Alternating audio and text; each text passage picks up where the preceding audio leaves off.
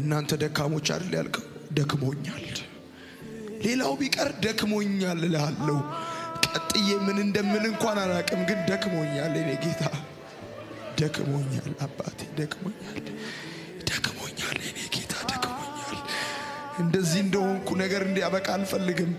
ለህይወት ጥያቄ መልስ ያለ፣ ታሪክን የምትለውጥ፣ ውርደትን በክብር የምትቀይር፣ ዕዳን የምትከፍል፣ ሸላልመ የምታቆም አንተ ነህ። ማንም ራሱን አዋርዶ ቢጸልይ አየዋለሁ እንዳልክ እጠበን ነጭ እንሆናለን፣ እጠበን ነጭ እንሆናለን። የኔ ጌታ ሳር ከመሬት እንደሚነቀል ቀለበትም ከጣት እንደሚወልቅ ከደሜ ውስጥ ንቀለው፣ ከመንፈሴ ላይ ንቀለው።